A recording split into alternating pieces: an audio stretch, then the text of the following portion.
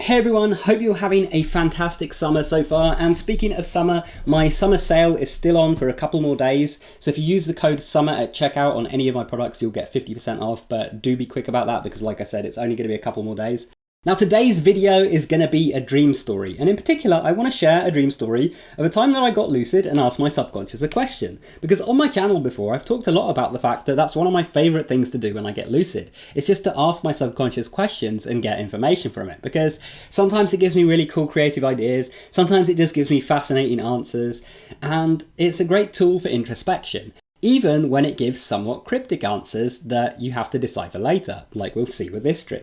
Also, real quick before we get into the dream, if you're not subscribed, hit subscribe, and please do leave a like below this video if you enjoy the video, because once again, for you guys and for better audio, I am sitting here with my fan switched off, absolutely melting, sweating buckets. So if you enjoy this, I would really appreciate a like or two. Anyway, so this dream started off with me walking through this grassy area. It was sort of like, you know, the texture of a field or whatever, but it was surrounded on either side by trees, and they were kind of overhanging the grassy area, so it was nice and shaded. It reminded me of a place where I used to take my previous dog for a walk when I lived back in England. There was this area that I used to walk through. It wasn't quite the same as that place, it wasn't that actual location, but it gave me very, very similar vibes to this area that I used to walk through.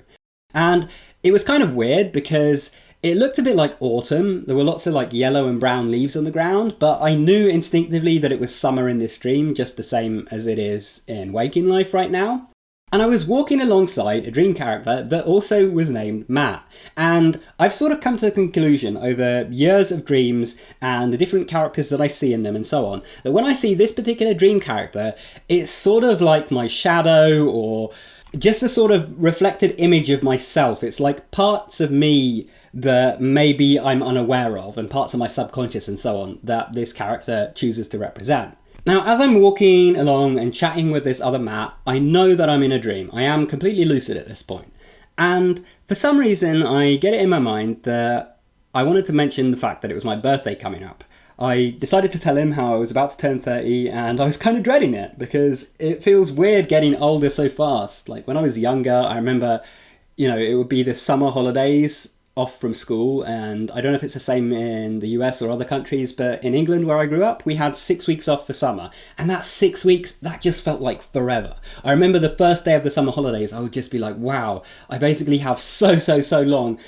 It feels like, you know, almost infinite time before I have to go back to school and I can just sit around and relax.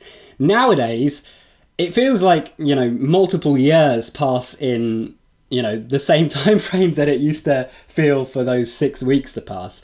Time is just going by so much quicker. So yeah, I'm about to turn 30 and I am dreading it a little bit. I am dreading getting older. And so I mentioned this to this other Matt or to my shadow or subconscious or whatever it was that I was talking to.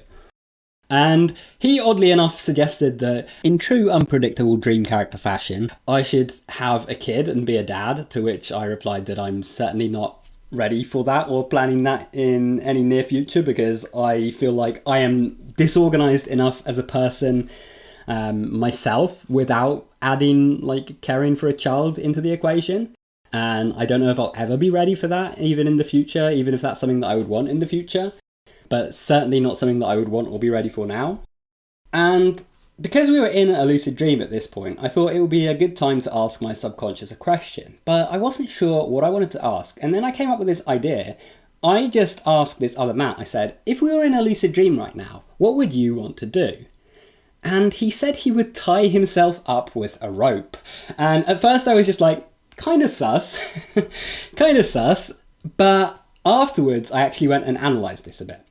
Anyway, so knowing that we were in fact in a dream, I spawned some rope out of thin air and handed him it, and he began to tie it around himself.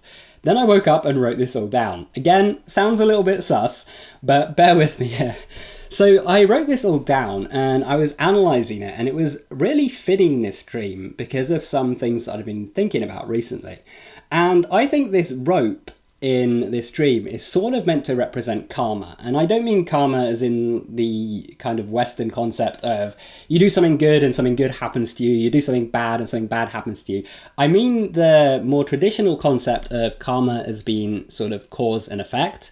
Like an example of karma would be if you eat tons of burgers every day, non-stop every single day, you're probably going to end up a bit overweight. Or if you smoke cigarettes every day, then you're probably going to have unhealthy lungs.